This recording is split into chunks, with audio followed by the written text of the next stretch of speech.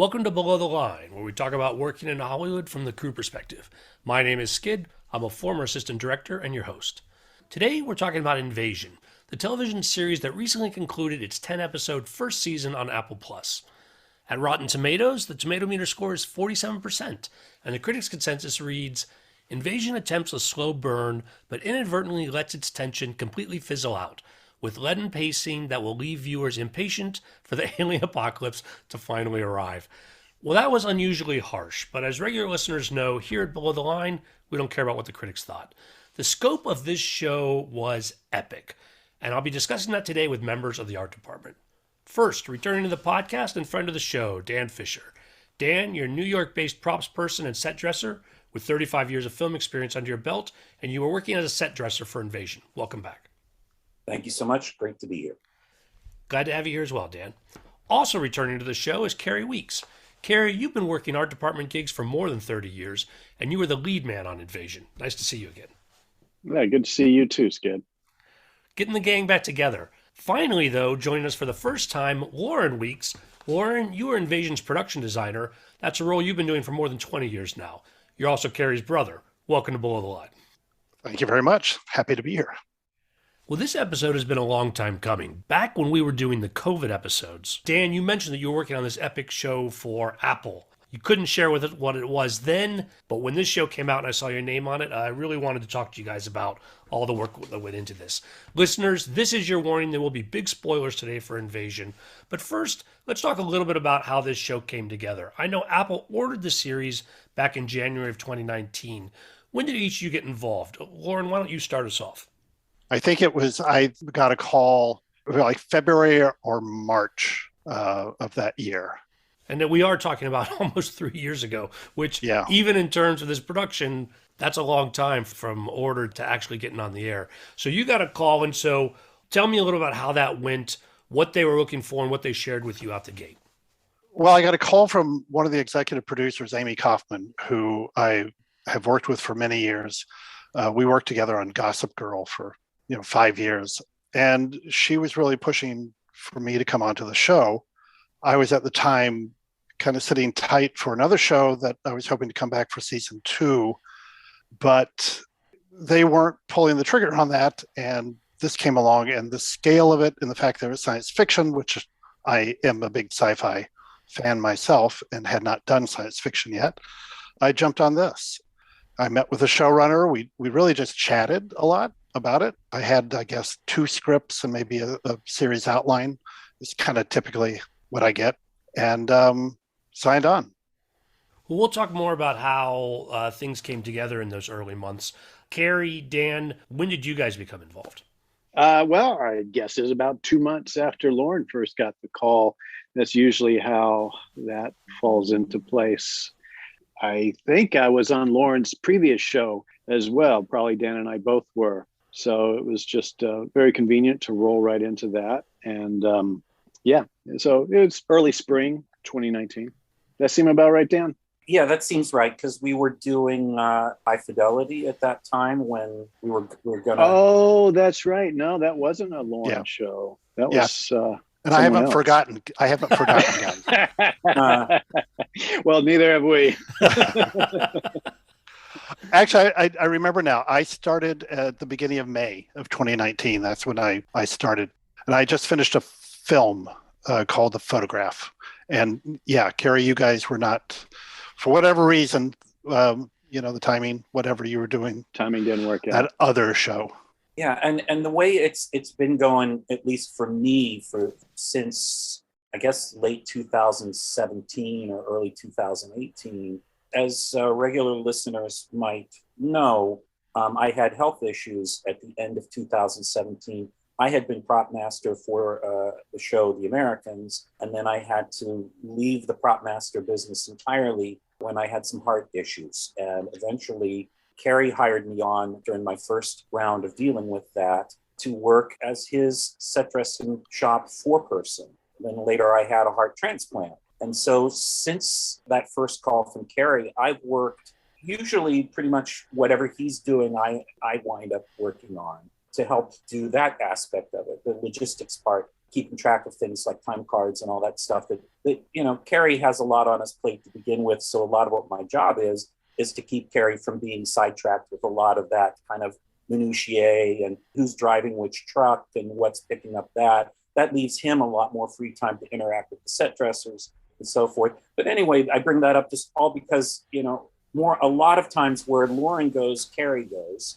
And a lot of times where Kerry goes, I go, not necessarily always. I'm working on something right now for Netflix because, I got a call to do something and we were between jobs and still waiting to start something this year. So timing is everything. And it's also nice to work with people you love and enjoy being with. And I certainly can say that about Kerry and Loren, and I enjoy their working methods. But at the same time, it's nice to sometimes get away from each other. I imagine as brothers, there is that dynamic where you love that chemistry you've had since birth, but at the same time, sometimes it's nice just to get out of each other's hair. Well, it is an aside, but I'll bring it up now. I noticed looking at IMDb that Kerry, you're the younger brother, but it looks like your film career started a good 6 or 7 years before Loren's did. Oh, you caught that, huh? Yeah, I like to say I taught Loren everything he knows, but that's not really, not really the case. But yeah, I did start in the film business before Loren. He was an architect at the time when I started, and then he transferred those skills to set design. Loren, what motivated you to leave architecture to come into film? Well, I was never really happy in architecture, I have to say. And I was actually looking for a way out. I went back to school part-time a little bit to study graphic design at Pratt Institute. So I was kind of open. And Kerry, when he got out of school, he moved here to New York and we became roommates. And he wanted to write scripts and make short movies. He says we talked about it, but I really have no recollection of that. But, who knows? I may have been drunk or something. I don't know. So we did. I said, why not? Neither one of us had been to film school. He was just starting in the business, but we did a couple of short films that did well in the festival circuit. And that and $5 will get you a cup of coffee. Yeah. Yeah. And then I really decided, to get into production because I just wanted to make contacts so that he and I would do our scripts and films or whatever. But I PA'd for a while on commercials, and PA being a production assistant, for those who don't know the abbreviation.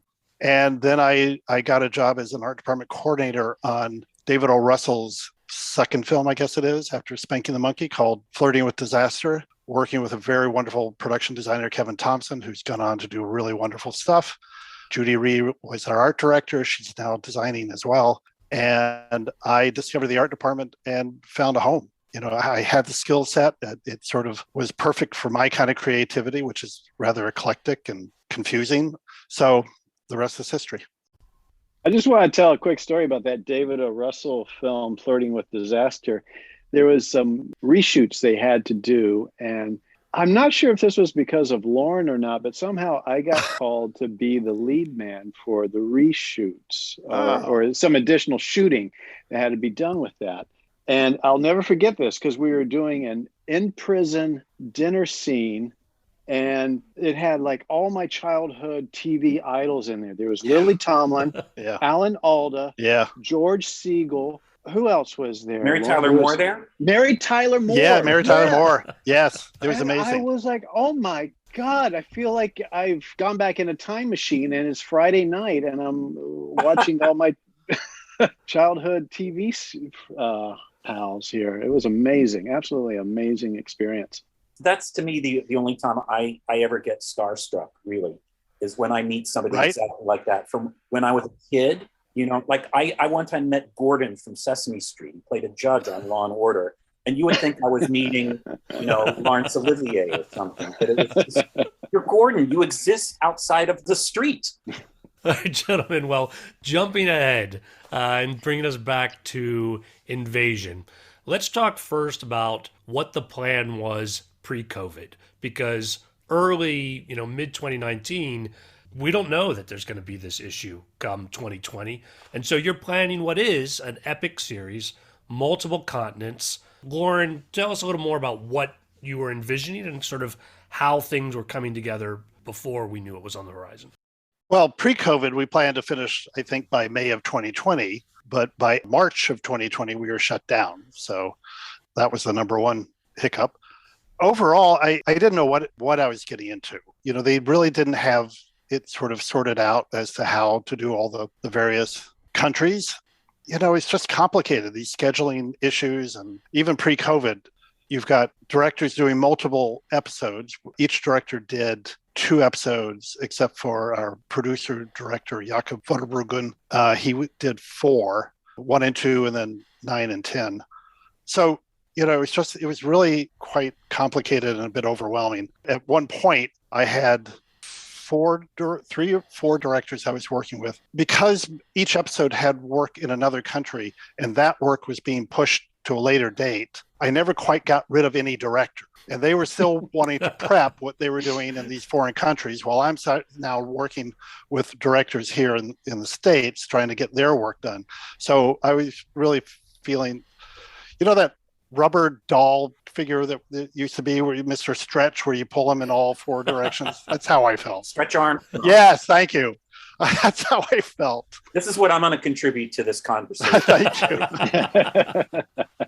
The 4 countries, by the way, the 3 other countries besides ours. So we're what? Morocco, Japan, and Great Britain, right? Yes. Yep. Now, Loren, I noticed on IMDb also that there are other production designers listed on this show, what I assume to be regional production designers. Is that typical for a show this large, or was that specifically because of COVID? COVID had a big part in dealing with that, because we did have art departments set up in each of those locales. But with the advance of COVID, it became clear that travel may be restricted, and we weren't sure what was going on. It was also, just because I wouldn't know how much I could be there. Now, I know that all of you are New York based. Was there a specific reason why the production was New York based, given the scope of what it was going to be? And in fact, there doesn't, that I recall, appear to be any New York specific filming in the project. But then, so why based in New York at all? Who knows? They looked at Atlanta. I know that. I don't know where else they looked. In fact, they were, I think, planning to go to Atlanta and then changed their minds for whatever reason. And it was really after that I got the call. So I don't know why, because we did shoot New York, but it could have been outside Atlanta. It didn't need to be New York. I don't know. Tax credits. Well, there were scenes of the family driving alongside, like crossing the bridge, and you saw the New York City skyline, and then the lights majestically just suddenly all start dropping out. And I think there is, I don't want to over talk my production designer, but I do think that that New York in general is a pretty versatile area to film. It is. I live in Rockland County, which is about 35 miles north of the city, and where we shot quite a bit of, it turns out, where we shot quite a bit of Invasion. And that's where we had done like the Oklahoma scenes, in downtown Haverstraw. And then other areas were farms and things like that. But then, within a certain amount of traveling, you could go out to Long Island and shoot there. Or you could do stuff in the city. And it was weird too, because we had production facilities, production office in Brooklyn, but we also had the stage out in deep into Long Island, and our set dressing shop was sort of at a halfway point in Long Island City, or was that? No, we were in Brooklyn, right? Yeah, we were in Brooklyn. Long Island City. No, you're Long right. Island City. That's right. We were on that sort of edge between them. I don't know. So I say, why not New York? And plus we got the. I like that, Dan. Why not New York? Yeah. That should be New York State's new slogan. Why not? Why not? Why not New York? In the words of our former president, what have you got to lose? But also, too, seriously, we do also have a very large labor pool here. So given the amount of work that had to be done on the sets that Loren designed and so forth, there's a lot of people that could fill those spots. But, Atlanta, is certainly still growing, but compared to the New York, production crews, we've got a lot more people at our disposal. Well, that's true. We have such top-notch crews here. We really do. The talent pool we have to draw upon is fantastic. Did it start late 2019 or early 2020 when you guys actually started filming? October 2019. And so you filmed up until March. So you got about 5-6 months under your belt. What scenes or locations were the focus of those 5 or 6 months? All the stuff we were shooting in New York. Yeah, so like, well, like Dan said, we did a lot of stuff up in Rockland County, which we played as Oklahoma, the cornfields and small town Oklahoma. And we did a lot of stage work here. We had, in terms of sets we built, we had the JAXA Flight Control Center. JAXA was our fictional version of JAXA, the Japanese Aeronautic Space Administration. So we had that. We had the shuttle. We built the shuttle for those scenes. We built Mitski's apartment, which is a Japanese apartment. What else did we do, guys? Well, we did the White Room, which was the entrance into the shuttle. Right, at the tower. Yeah. And we started some interiors of the Malik House. Right. Yeah. Which the location was out in Long Island. But because we had these special... No, that was up north as well. Right. Sorry. You're right. Was, I forget where. Around New Rochelle. That's right. New Rochelle. Yeah. Well, I was going to say, we did that huge crash scene in the streets up there in New Rochelle, outside the Malik House, where we we made it look like the whole street got like torn up and cars were on fire and all that. Yeah. Right. And we built part of the Malik House. We built part of the ground floor, which had like the TV family room and the kitchen breakfast area because of the special effects we wanted to do there. When the unknown, whatever it was, alien ship or whatever was passing by and everything started to vibrate, we had to control that. We had to be able to control the walls and everything. So we built that.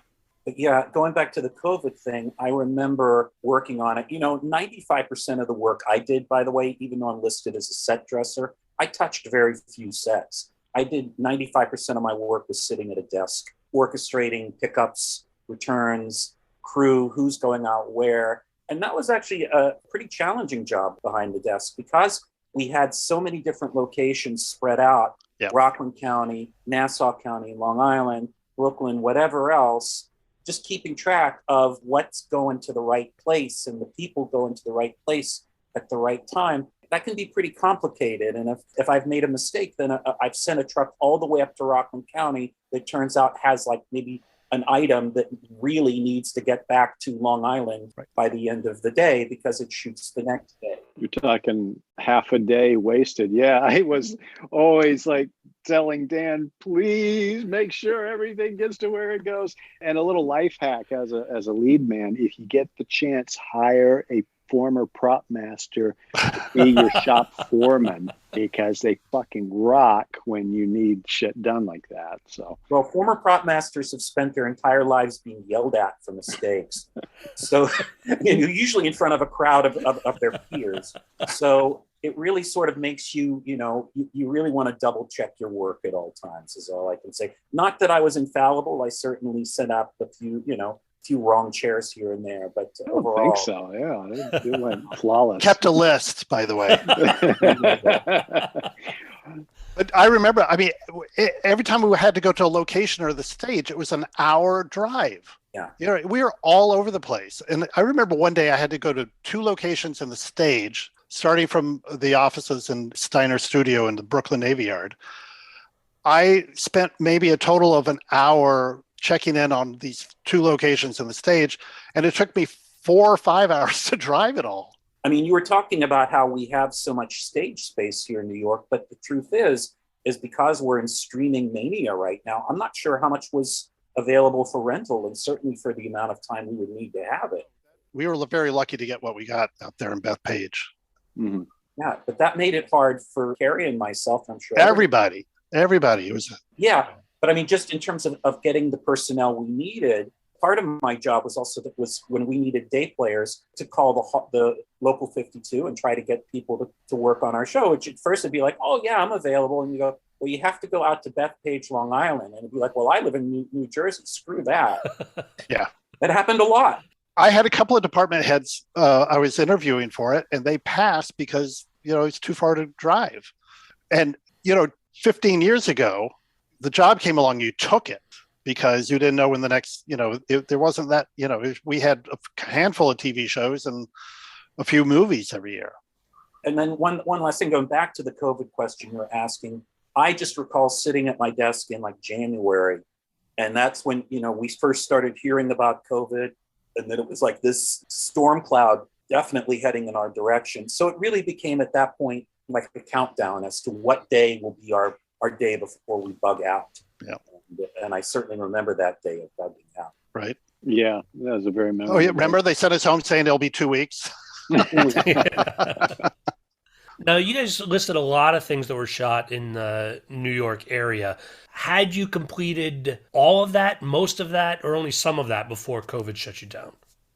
Most of it. I don't know.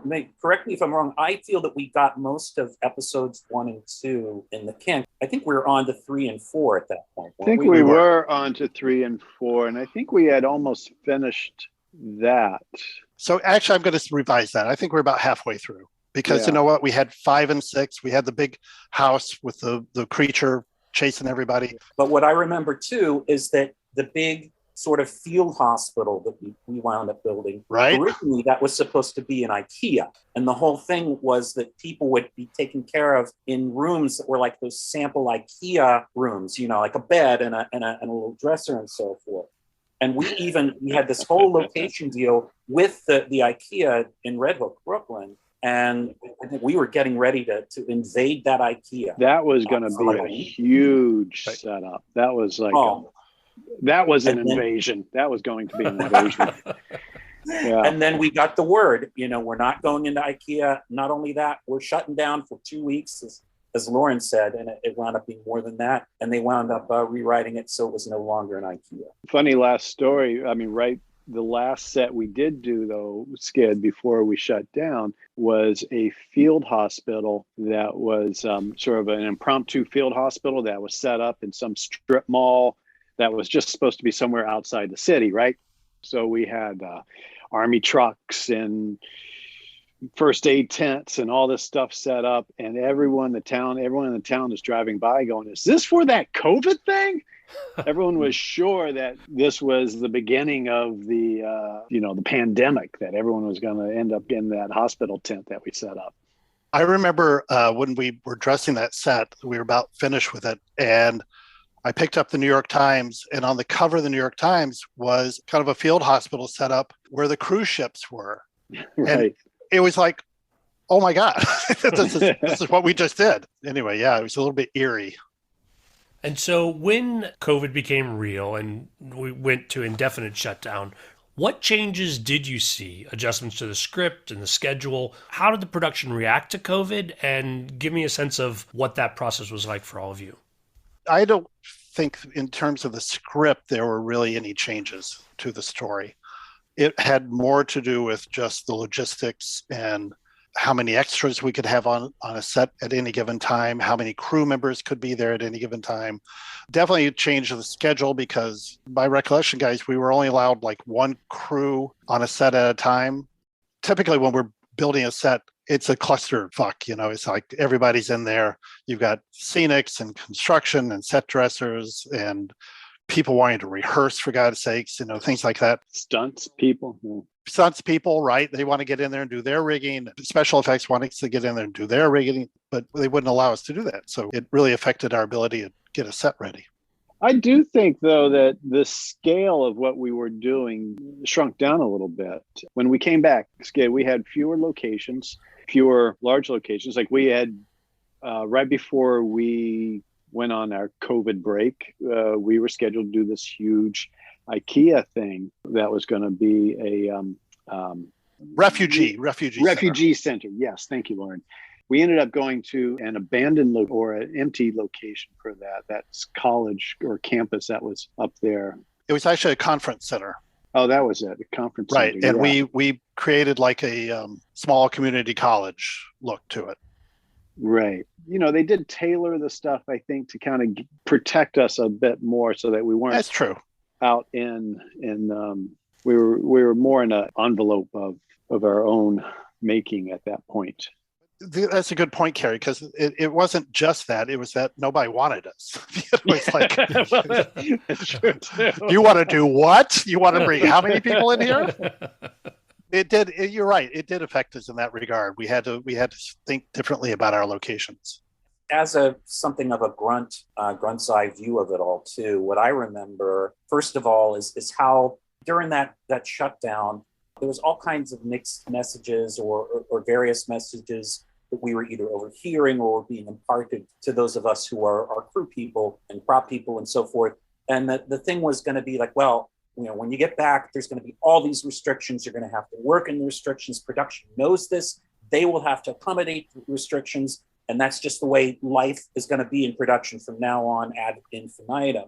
And I think that on Invasion especially, that was one where when we did come back, everybody took it very, very seriously. I mean, we still do, but what I've seen in the X number of months since we've returned is a slow amount of laxity, depending on which production you're on. Some productions have taken things less seriously than others. But with our show coming back, it was really, at least at first, I remember like the COVID team coming with 6-foot-long sticks with tennis balls on each end. That's right. And when I people still would got get the too bruises. close, Are you kidding me? Yeah. They were rough they with would those sticks. they would hold the pole between them 6 feet. And I'm really surprised nobody ever grabbed one of those sticks. And Oh my God, I feel so sorry. I felt so sorry for those PAs having to do that.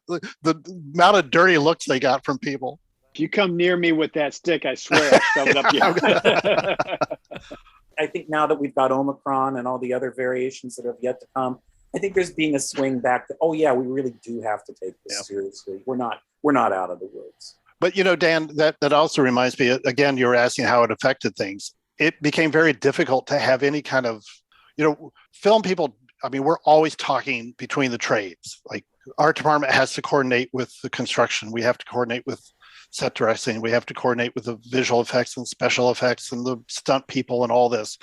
And we're used to just gathering around and talking. And now we had to do it 6 feet apart, wearing masks, and you couldn't hear anybody. It's like, everything, it's like, it made the job all that much harder to do. And when you have the air filters going, those large, it's like you're on an airport tarmac. Yeah. It was very frustrating. Yes. It still is sometimes. Yes. But we've gotten lax. I think COVID fatigue, and we've all experiencing it. Now you do start to see it, be more careful. People are very wary of the Omicron. So I want to follow up on what you described, that sort of surreal sense of the things you were designing for the show, these field hospitals or refugee camps, how it seemed to parallel in some ways, especially during those early days, what we were anticipating with COVID. Talk to me more about, even before COVID, sort of the challenges of designing and decorating for the apocalypse. It's the interesting thing about the way we approach the story was approached, in that unlike so many alien invasion movies, it's all about the action and the fighting between humans and the invading extraterrestrials and the destruction. And we didn't have that much like that. Our story followed the lives of our characters and being caught up in this thing they didn't understand, and no one knew what was going on for, half the series, right? Or so. So the apocalypse look really didn't happen until the much later episodes. Even then, we didn't see that much of it. I mean, I think probably the London stuff had the most kind of biggest visuals for that. So I think for us, I don't know, for me, I didn't find it that different than a lot of what we've done. It was really about the characters. So you're designing for the characters. The difference, I think, is that our characters were all on the move. So they're going into locations that have had nothing to do with them in their prior lives. So it was different in that regard.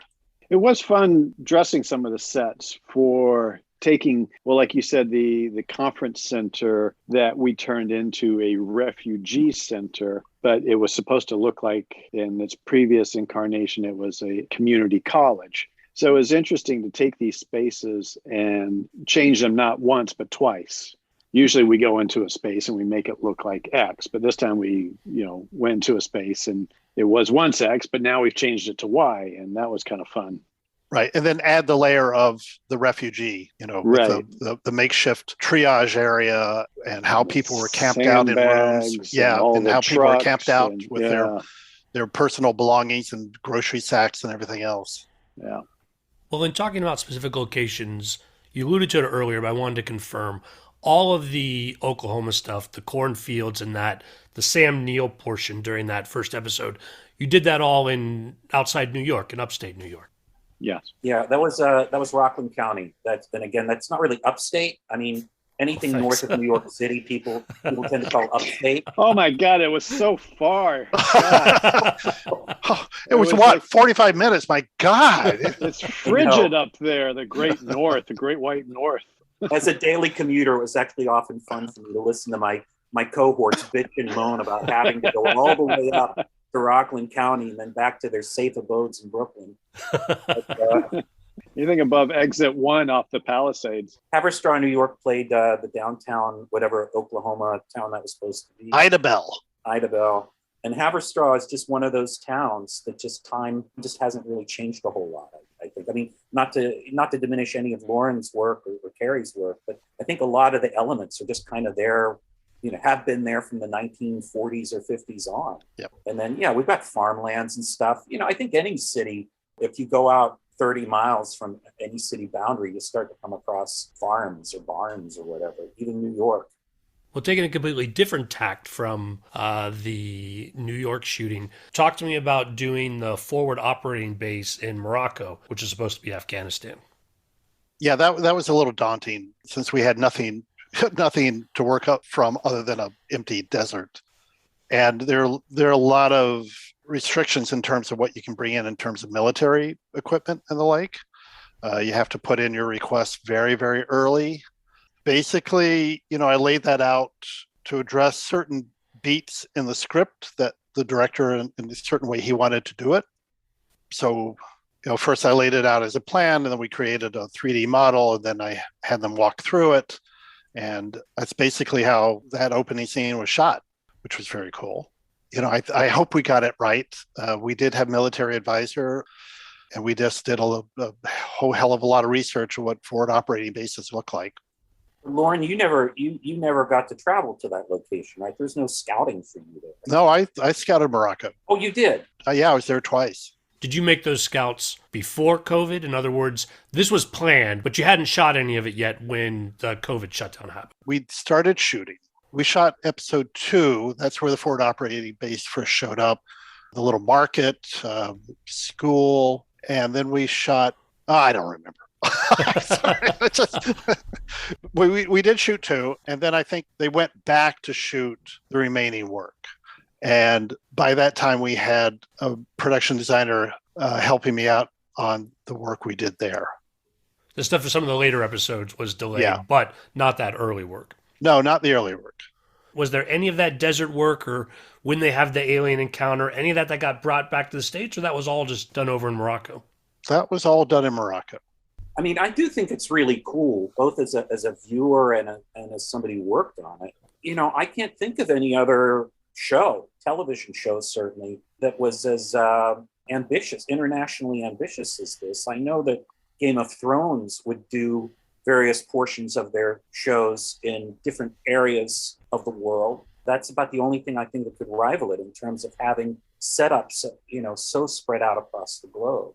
And I think it was to the benefit of the show. I think that is one element of the show that worked, I think, pretty well, was that the stories did get to be seen from these different perspectives, and each one of them were distinct. And that made it a more interesting show for me to watch. And you did get the sense of that this was a worldwide event as well. So it definitely it was effective in that. And it wasn't up to the good old Americans to be the ones necessarily to take out the bad guy aliens through their mastery of a Mac laptop computer or their sudden ability to fly a spaceship. An Independence Day reference for you kids out there. Well, I'm cycling through the overseas work. Talk to me about the work in Manchester and London. Yeah, and that was after we came back from COVID. So a lot of that work had passed on to the production designer in the UK. How in conjunction were you, Loren, with that designer? I mean, in terms of having your vision be shared by him, how much independence did he have from you, or how cohesive was it? He had a fair amount of independence. It just needed to be that way, because we were still so much work we were doing here. You just can't do it all. It's simultaneous, so. And the hospital interiors, was that all on location? That was, yeah. In London or? London. They were in London. Yeah, the where the kids' bus crashed was outside of Manchester. It was an old abandoned quarry, which was extremely cool place. Just such the scouting for that was just so much fun. I got to tell you, we were wandering all over the British countryside, and I guess this was December. I think I was there, so it was cold, but really great. My cinematographer and I were on the crawl for the best pint of Guinness. So we were hitting all the pubs. I actually found the best pint when I was flying home, and I was routed through the Dublin airport, and they actually have Guinness dispensaries. People were lining up to get their Guinness, and oh my God, that was so good. I took a picture and sent it to Tim Ives, our cinematographer. That's a different kind of scout. Yeah. Also talk to me, though, about the split of the work in Japan. As you mentioned earlier, a lot of the major sets, the control room, the space shuttle itself, Yep. and even one of the apartments you built in New York. So what did that leave for Japan, and what were you looking for there? Well, it was location work, the exteriors, and we did not have a production designer there. We had an excellent art director. She was absolutely amazing. So we did just locations there mostly. We like the temple that I think appears in 9 or 10, a lot of the Tokyo streets and everything. And so then bringing us home to the sets that you did build here, why didn't they find, I don't know, I guess you would have had to build that control set no matter where you were. Is that right? We don't have access to something Correct. that's set up like that in advance. Correct.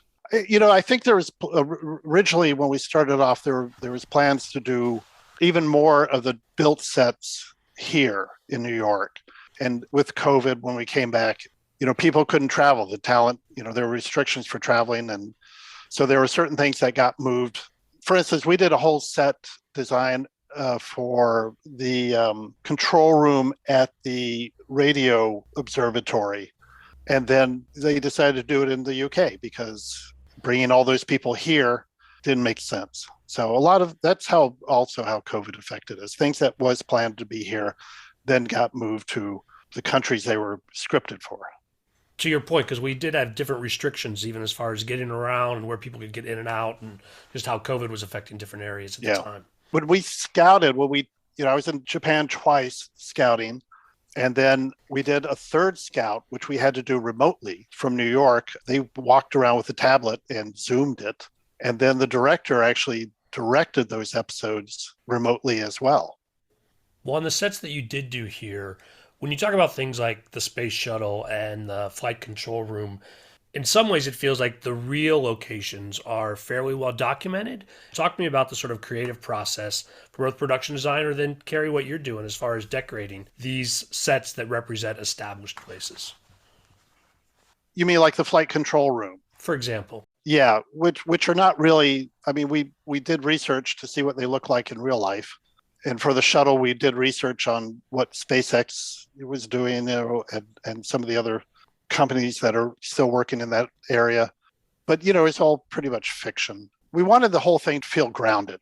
So we weren't into doing really huge techno sets. For instance, our our flight control room was based on a real flight control center. But then, I took artistic license because I wanted to make it a little more dramatic, and to do that with common materials that you would use. If you look at the ceiling in that thing, those are slatted ceilings, and they just turned out, I was really pleased with the way it looked. It just gives a lot of drama to that room without trying. And I think that was the bane of Kerry and Dan's existence, that ceiling. That was an endeavor.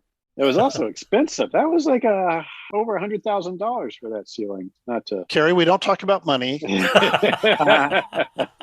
It actually would have cost more to build it. I did a ceiling like that, of that scale in Harlem's Paradise, Luke Cage, Right, remember? Yeah. We built that all on the floor. We did, and then we lifted it up, and anyway, so that was pretty damned expensive. I think that Apple came out with a new phone around that time, so I think they managed it.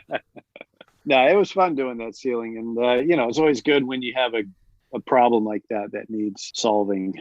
It was fun doing that set. It was the kind of set that you could just dress forever. It would just keep taking stuff, and you could keep layering, and it was well done. I just had a top-notch crew out there to put that in. So I was disappointed though, going back to the sets, the things that we didn't do. I was both relieved and disappointed. We mentioned how the whole huge IKEA refugee center set got eliminated and something else came in its place, which was a little easier to do. But then also that radio control center was going to be a really big dress as well. Yeah. We were going to take over the offices at Grumman Studios up above and do a big conversion up there. And that was another thing that we were marshaling the forces for right before the shutdown. Yeah, I was sorry to lose that set. I was looking forward to doing that one. I was too. And there was some great flooring choices that went in there. We had like a different color flooring for each room. And, right, which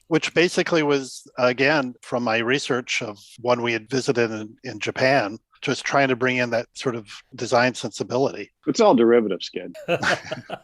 It's always the curse of the set dresser and obviously of the designer too, that you do put all of this work into it and weeks of effort and who knows what the money is and so forth. But then you just have to leave it to the shooters and hope that whatever effort you've put in gets represented to some degree or another. And unfortunately for us on that regard, I mean, much of the show, certainly the American portions, the family portions, took place at nighttime. So, when watching the show, it's like there are things I know that we did that I just really didn't get to see a whole lot of, because it's especially in the house in, I think, episode 8, when the aliens attack the family in the house. A lot of it is just, it's wrapped in darkness, for a reason. It's a nighttime scene and you don't have a ton of lights on in the house, or that wouldn't make any sense. But, it's like, oh, golly, all of that work. And I'm seeing just bits and pieces of things, whatever the camera shows me. It is what it is. That's always been the way. It is what it is. And, there are times when the set dressing and all that you shouldn't be paying that much attention to it. It should just feel right. Oh, come on. That's what it's about. It does, coming from a former prop master perspective, I do know that it is helpful to the actors to just have that level of, if you can afford a level of detail where you make a house feel real and lived in and all that, that helps them believe. And then when we watch them, we believe. So it doesn't diminish what we do. I just, of course, want to see everything we do because it's... Yes, I completely agree.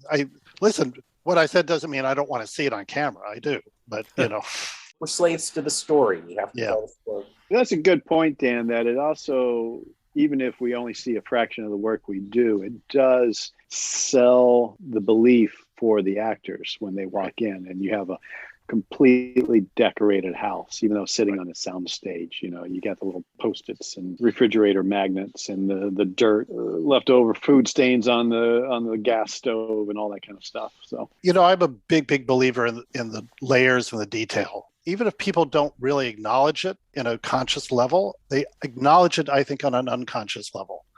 And the more a set looks real, then the more they can buy into the story. But if it feels a little bit phony, maybe they can't put their finger on why, but it undermines the credibility of the story. Right. If everything looks like it just came off the shelf of the store, everything's clean and bright and unsmudged, we know it. We sense it. What I tell every new scenic department and set dressing department I work with, nothing should look new unless it's scripted as new. I tell them all the time, it's like, take the shine off of it. Take that newness off of it. It doesn't have to be looking like shit, but it shouldn't look brand new because, unless it's scripted, unless that's a plot point. And most of us don't live our existences as designers or decorators.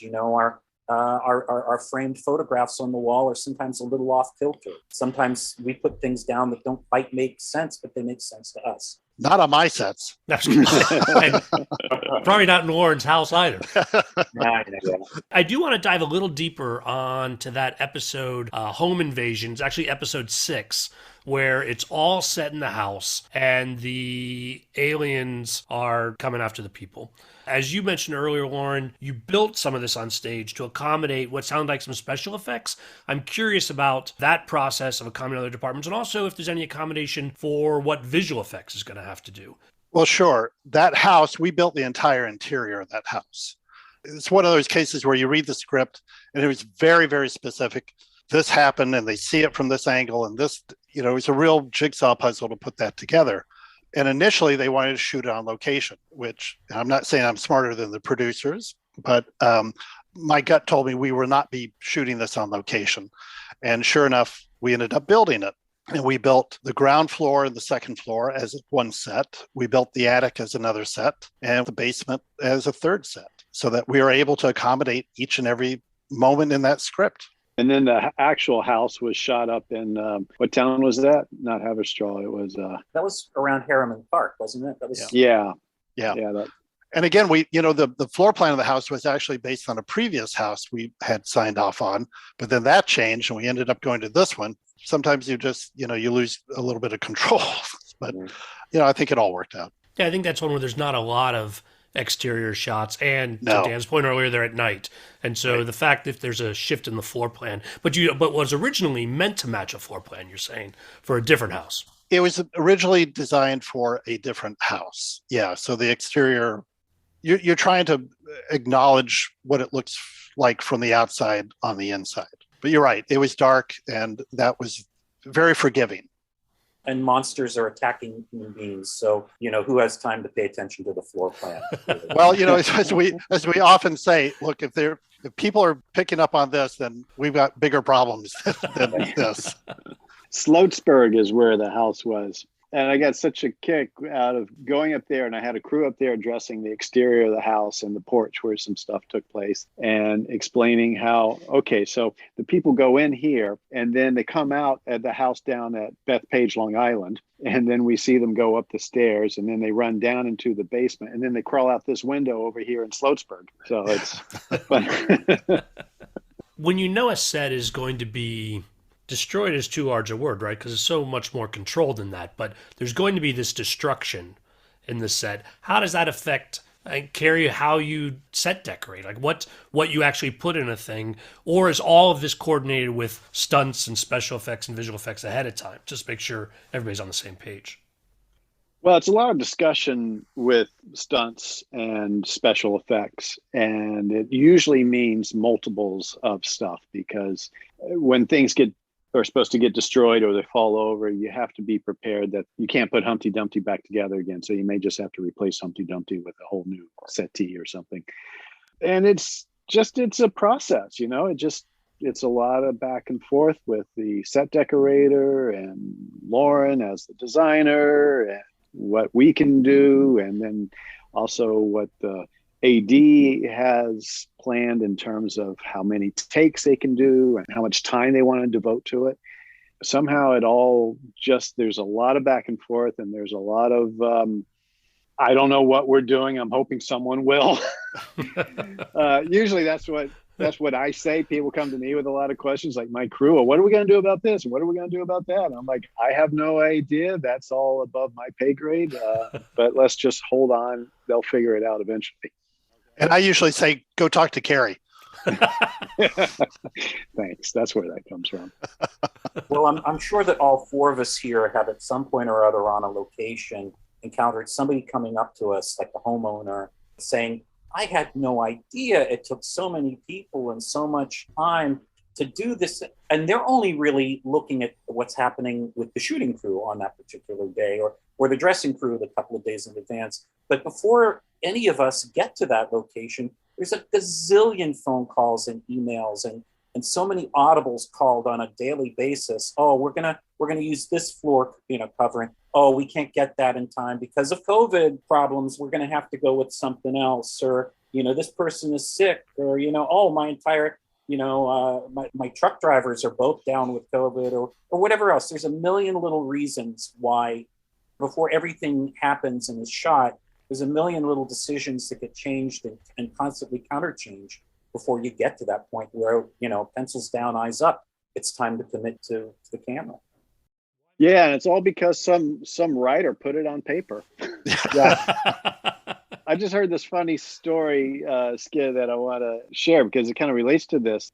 Ray Fisher, another set dresser and sometimes green person. Not related me, by the way. No, yeah, no relation to Dan. Was working on a movie called You Got Mail, Nora Ephron movie, You Got Mail. And there is the opening scene has this letter which flies through the air and goes through windows and flies through branches and trees and goes in through the window and floats and then lands on the bed or something like that. And there's this whole elaborate opening sequence. And Ray Fisher said he'd been practicing for days with moving the branches just in time for the letter to come through, and the day comes to shoot this, and they're at it all day long as these things take. It's very complicated, and there's a lot of moving parts, and a lot of everything has to go exactly right to get the one take. They're at it all day long, and Nora Ephron, who never learned Ray's name, just said, "Leaf Man, yeah, Leaf Man, go slower with the branches." Anyway, she finally says, "I had no idea this was going to take all day. If I had known that, I'd have just written something else." There's always that feeling too that you get when you do put all this work into prep and you're getting everything lined up and set up and people, booked and so forth. And then you get those blue pages where it says scene omitted. Yeah. It's halfway between anger, like, screw those guys. I put all this work in and now they're, but on the other hand, it's relief too. Yeah. It's like, don't have to do that now. And there's a question that I always have to bite my tongue on because it's not my place to ask. But when I see these really elaborate things that are written in, I want to go to the writer or the director or the executive producer and say, how married are you to this? Because this is going to be a nightmare to pull off. So if it's just a whim, speak up now and let's come up with something else. For me, the frustrating thing is when I read a scene and it's got all this stuff in it and you realize it really is not contributing to the story. We were tight on money and you're going to drop $30,000, $40,000 on set dressing. I won't name names in this, invasion, but, and you're going, this is never going to make it into the final cut. I just know it's never going to make it in the final cut. And then sure enough, it doesn't make it in the final cut. And all that aggravation, all that money we spent, all those man hours, and you just know, we know from experience, watching stuff and having read this stuff before and, seeing it produced, that ultimately, because they always have more material than they need, right, for the hour. So you can tell what's going to end up on the cutting room floor. But hey, I'm grateful for the work. Always grateful for the work. Always grateful for the work. Grateful or not, let's give me some sense of your impressions. You put a ton of effort into this, both what makes it on the screen, what doesn't make it on the screen. And then the reception is not perhaps what you might hope, or are you able to separate from what people see in the show, knowing that your work is still there and something to be proud of? I'm always disappointed because you do want the show to be watched. You want it to be good. Yeah, I get over it quickly, but yeah, initially, yeah. If I read Rotten Tomatoes, I'm like, oh, well, damn. So yeah, you put a lot of effort into it and you hope it's going to be seen. But so yeah, Rotten Tomatoes didn't care much for Invasion, but personally, I'm very proud of the work that this department did, and everybody who was involved in it did amazing work. I'm very, very proud of it. So fuck them. I don't think the problem with the show is any of the work that we did. I'm proud of how it looks. I'm proud to be a part of it. Yeah. And we had sort of an impromptu text line amongst the set dressing department. And we all were like, "Oh, this isn't half bad." So we we all enjoyed it. Well, to be truthful but as tactful as I can be, I didn't expect the critics to love this. But then again, my taste in movies is I can be kind of highfalutin in my taste for movies. I'm not a big comic book movie guy. I'm not a big action movie guy in general. I do like an emphasis on character, which was something I thought was really good about this show, was that it wasn't going to be just about the bang, bang, boom, boom. It was going to be about examining the lives of people and how they react to this terrible, terrible tragedy. Did the show succeed in examining those lives to the satisfaction of both critics and audience? I guess according to Rotten Tomatoes, the answer is no, it didn't, for whatever reasons. I thought it was going to be a bigger sort of, part of the zeitgeist and conversation. I have no idea how ratings are kept for this stuff, but I expected it to make sort of a bigger public splash than it seems to have. I don't really hear people talking about it the way they talked about Squid Game, or the way they're talking about Don't Look Up right now, or whatever. And maybe that's because maybe Apple TV doesn't reach as many viewers as Netflix. I don't know what the reason, but I was disappointed in that. I'd hoped more people would have watched it. Well, you know what, Dan? It did get picked up for season 2. There you go. Apple also didn't care what the critics thought. That Yeah. I read soon after that it was renewed for more. So I have to say that from personal anecdotes, I mean, I know several people who watched it and really liked it. I enjoyed it. You know, I was a pretty harsh critic, but, you know, I thought it came off really well. So what talk is there about season 2? Loren, I imagine we'll start that conversation with you before Kerry and Dan hear about it, but your thoughts about going back? Well, I don't know where they are on it right now, or where it's going to shoot. As we pointed out, you know, we could have shot this anywhere. It didn't have to be in New York, and it is an international show. So I really don't know anything beyond that. Well, if you did go for it, Kerry and Dan, they coming along. You don't have to tell them now, but yeah, thanks. You put me right on the spot there. You are being recorded too long.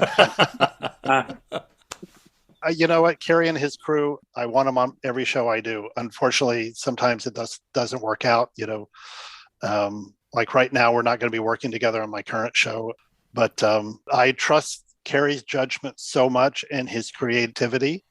And there are certain things I know I can just say, Kerry, will you please make this work? You know, and he's going to, and he pulls together a wonderful crew every time. You know, I just really value him, and you too, Dan. No, you guys are great. I'd love to work with you on every job until I retire in a couple of years. I got to be on my good behavior, though, I guess. All right. Well, together or separate, you guys are welcome back on the show as well. It's been fun talking to you guys today. Thanks so much for being here on Below the Line. Thank you. It's fun. Listeners, I hope you're enjoying Season 10. Our Oscar coverage will start in March, but I think these episodes will keep you entertained until then. If you're new to the podcast, I'd encourage you to check out our catalog. It's easy to peruse past episodes at the website, belowtheline.biz. That's B-I-Z. We're also on IMDb, so you can cross-reference the film credits of my guests. Please subscribe wherever you get your podcasts, and rate us if you like what you hear. If you've got questions or comments, you can send email to skid, S-K-I-D, at belowtheline.biz. If you're on Facebook, you can find photos and other behind-the-scenes materials at Podcast Below the Line. And finally, you can follow the podcast on Twitter and Instagram. It's at Pod Below the Line. Thanks to Curtis Five for our music and John Wan for our logo. The logo is available on t-shirts, mugs, and stickers at redbubble.com. Loyal listeners, you are much appreciated. If you're enjoying the season, tell your friends. We'll be back again next week. You guys, I have sirens for a minute. Sorry, that might come through, so give me 1 second. They're coming for you, Skid. The cops are going to be surrounding you in a moment saying, please Come come out out of of the come out of the blanket room.